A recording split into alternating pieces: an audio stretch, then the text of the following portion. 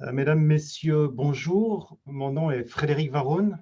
Je suis l'actuel directeur du département de sciences politiques et de relations internationales à l'Université de Genève. Et c'est à ce titre que j'ai le plaisir de présider le bachelor en sciences politiques et de vous saluer pour cette séance d'information. Sur la demande expresse de ma fille, je salue en tout particulier les collégiennes et les collégiens de Claparède et encore plus spécifiquement Mademoiselle Rosa. Ceci étant dit, le but de cette présentation est de vous décrire sommairement en quoi consiste et quels sont aussi les débouchés du bachelor en sciences politiques, et ensuite de répondre à vos éventuelles questions. Il y a bien sûr plusieurs plages horaires pendant la journée pour poser des questions à mes collègues ou à des assistants et assistantes. De quoi s'occupe la science politique ou les sciences politiques, puisque les objets des sciences politiques sont pluriels? On peut résumer ça en trois objets principaux sur lesquels les politologues se concentrent. D'une part, l'étude de ce que l'on appelle le politique ou les règles du jeu politique. On s'intéresse donc au fonctionnement des institutions, comment se structure un État, comment se répartissent les pouvoirs entre l'exécutif, le législatif, le judiciaire, comment se négocient les relations entre le pouvoir central et des entités décentralisées, mais aussi au niveau international, comment s'organise la gouvernance internationale de différents enjeux. Donc c'est une première porte d'entrée des sciences politiques de se concentrer en gros sur les institutions, sur les règles du jeu, dit autrement sur l'étude du politique. Une deuxième porte d'entrée est l'étude de la politique, à savoir le jeu politique, ou comment différents acteurs, typiquement des partis politiques, s'opposent lors de la compétition électorale pour obtenir des mandats électifs et assumer le pouvoir, accéder au gouvernement. Donc là, on s'intéresse beaucoup plus aux mobilisations politiques, aux conflits politiques et en gros à l'exercice du pouvoir, donc au jeu politique. Il n'y a pas que les partis politiques qui sont des acteurs importants dans ce cadre. On peut penser aussi aux organisations non gouvernementales, au secteur associatif, aux groupes d'intérêt, qu'ils soient business ou autres, à des mouvements sociaux un peu moins structurés, mais qui s'y mobilisent de manière ponctuelle pour faire entendre leur voix. Et bien sûr, il y a aussi tout l'appareil d'État, l'administration publique, qui est un acteur qui, de par sa pérennité, de par son expertise, va influencer les décisions qui sont prises. Donc, deuxième porte d'entrée, l'étude de la politique, ce que les anglo-saxons appellent politics. Alors que quand ils décrivent le premier champ d'étude, l'étude du politique, ils utilisent généralement le vocable politique. Et la troisième porte d'entrée que l'on développe quand on fait des sciences politiques, c'est l'étude concrète des politiques publiques que mène l'État. Ou dit autrement, le résultat du jeu politique.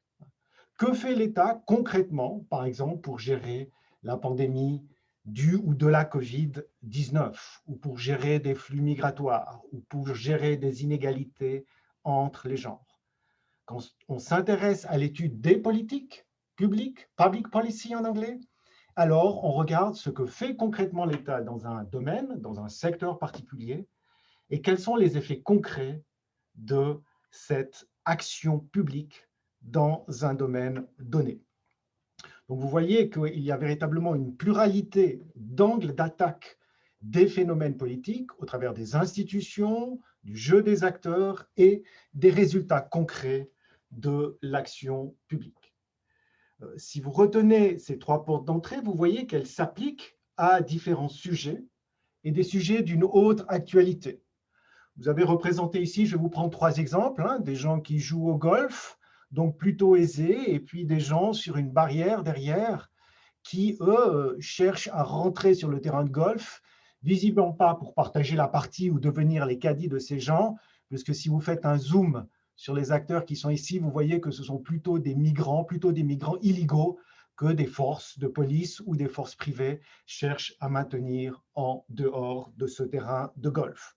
Ça, c'est un phénomène politique que l'on cherche à expliquer parce qu'il recouvre en fait quelque chose de tout à fait actuel et de tout à fait dramatique, à savoir les flux migratoires que l'on observe et notamment les morts qui y sont liés. Si vous pensez au cas de l'Europe et aux bateaux qui se renversent et aux noyades qui sont récurrentes, vous voyez absolument de quoi je parle.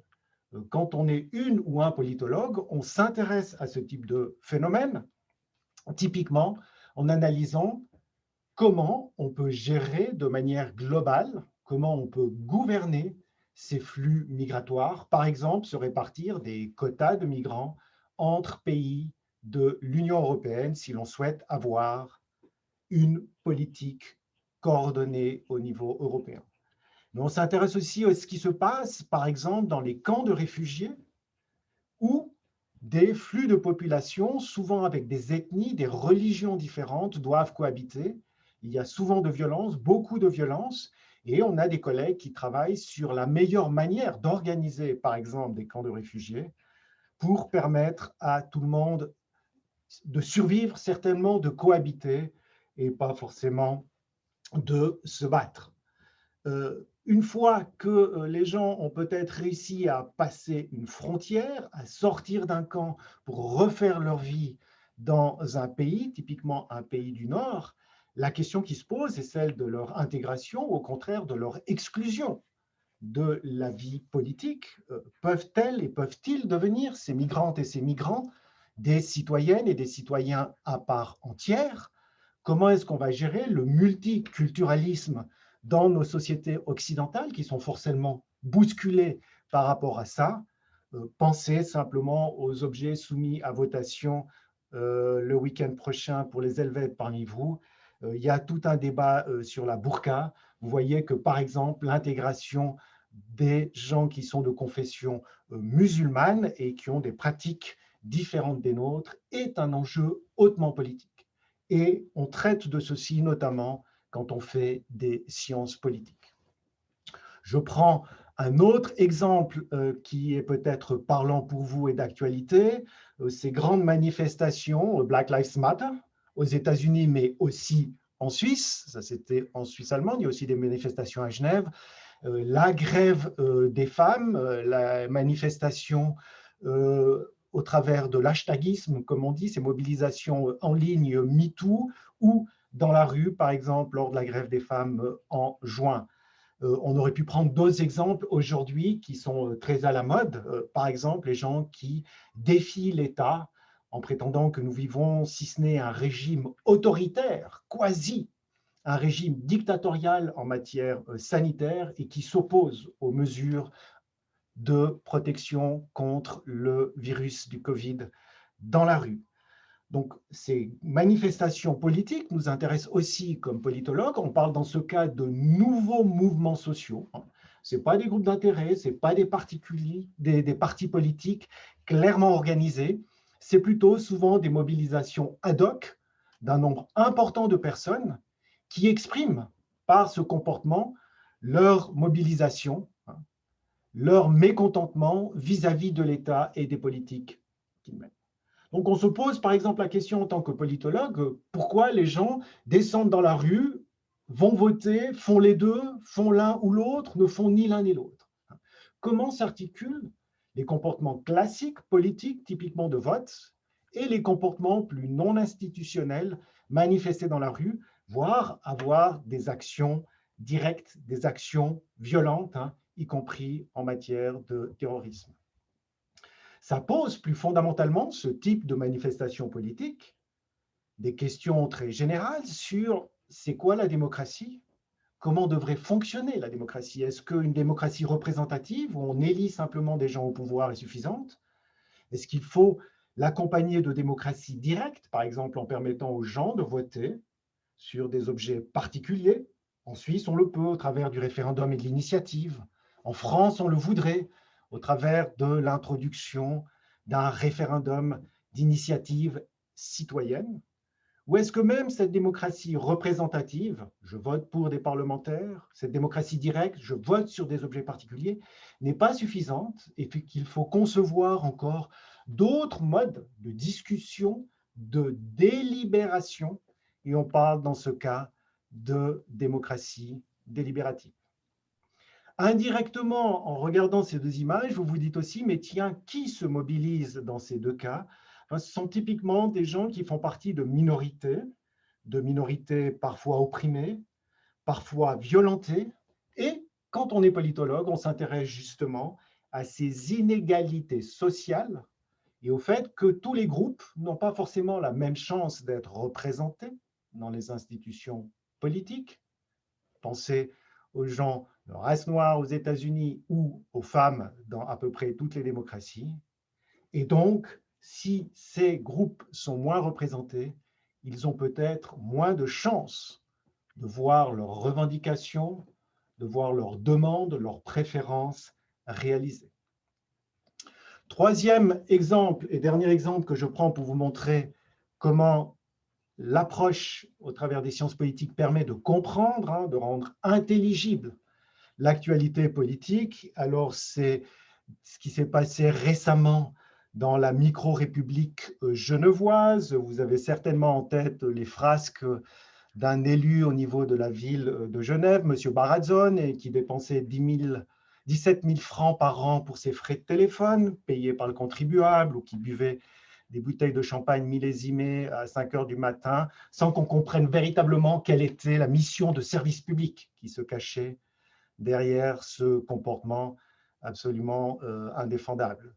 Ou plus récemment, notre ministre Pierre Maudet, qui est à l'époque de la caricature encore prévenu d'acceptation d'un avantage, qui maintenant, en tout cas par le tribunal de police, a été convenu, même si lui prétend qu'il n'a pas accepté un don, puisque dans son autoconviction, il a absolument tous les dons déjà. On aurait pu rajouter Nicolas Sarkozy depuis hier ou avant-hier, puisque vous voyez que dans le cas français aussi, il y a des problèmes liés à ce que l'on analyse au travers de la science politique. Par exemple, en regardant les liens entre élites politiques, partis politiques et financement des partis politiques, influence des lobbies, des groupes d'intérêt, donc potentiellement aussi corruption. Donc ces liens entre argent et politique, élite politique et groupe d'intérêt, entreprise, est au cœur de la science politique également. On s'intéresse aussi à la conduite de l'action publique, puisque ces magistrats, comme on les appelle en Suisse, ces élus politiques doivent piloter des administrations, ont des responsabilités en termes de gestion des ressources humaines au sein de l'administration publique, doivent piloter des politiques publiques pour résoudre des problèmes.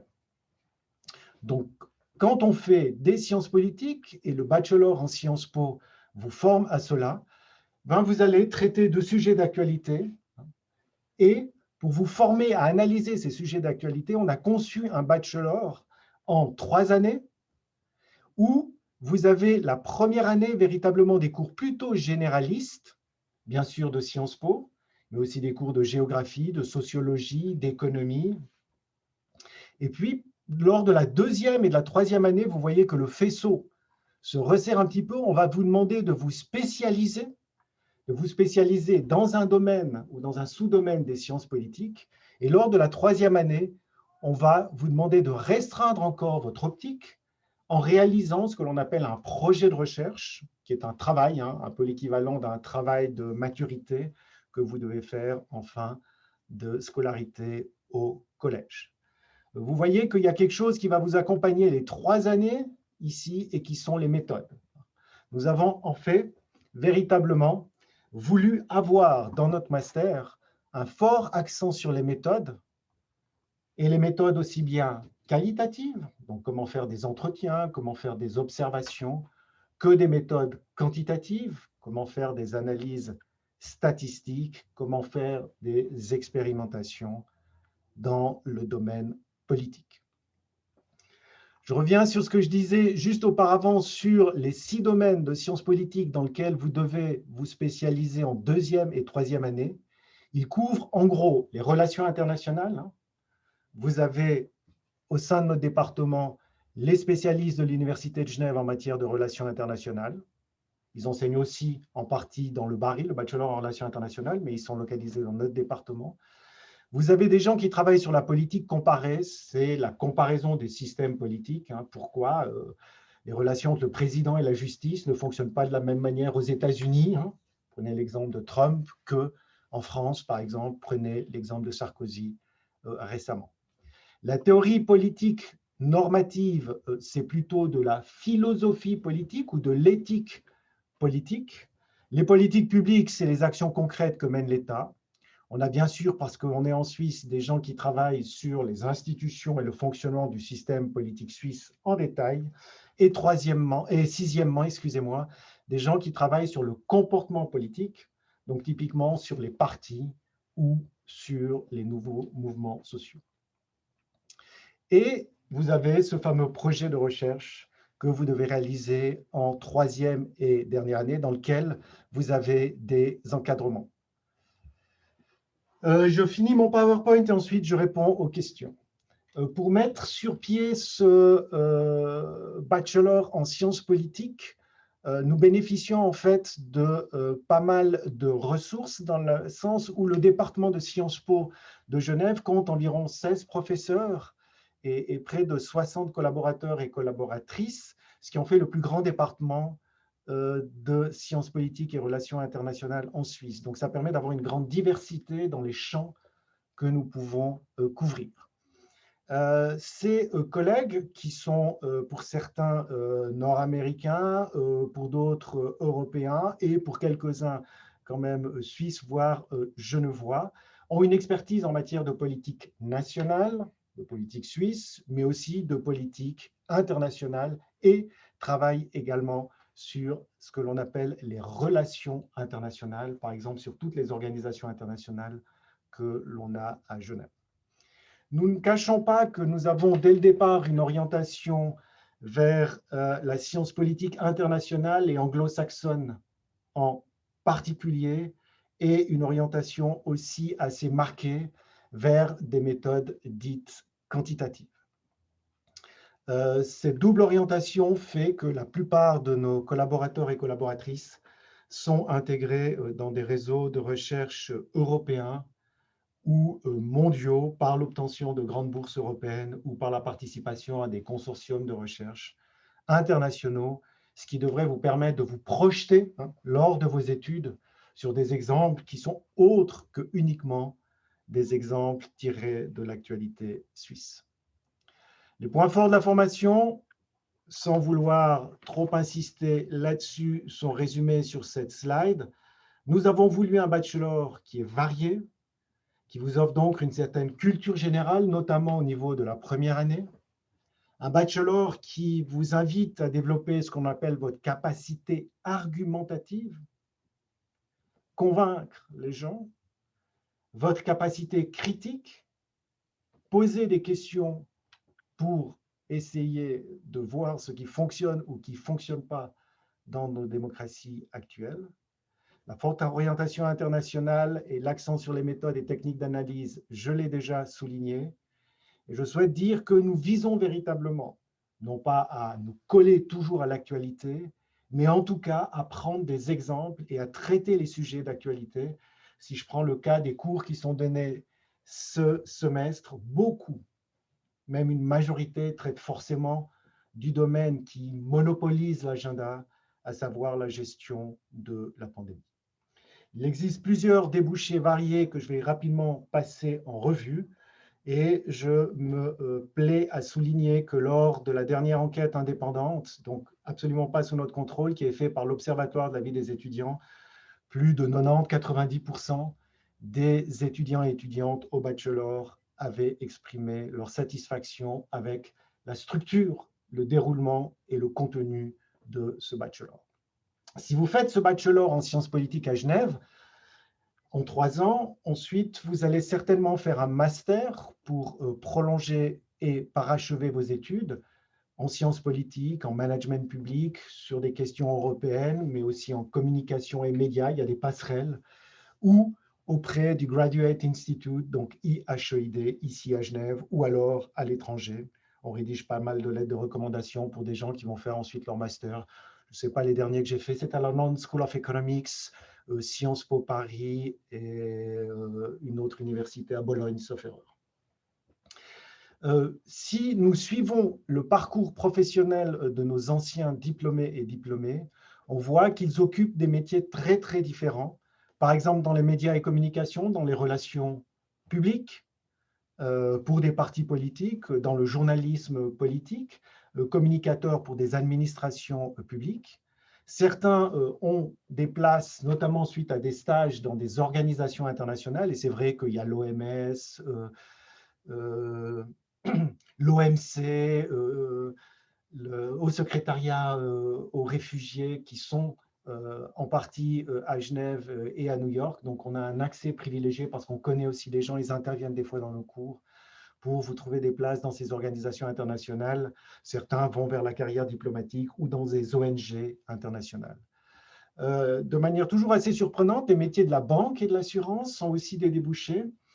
Typiquement, vous ne connaissez pas les produits peut-être bancaires ou de l'assurance, mais vous connaissez en tout cas la régulation que l'on impose aux banques et aux assurances. Et il y a des gens qui sont compliance officers, par exemple dans une banque, et qui s'occupent de lutte contre le blanchiment d'argent et qui ont des formations en Sciences Po. Là, il faut connaître les enjeux de la régulation, donc les enjeux publics, et pas forcément les produits bancaires dans tous ces détails.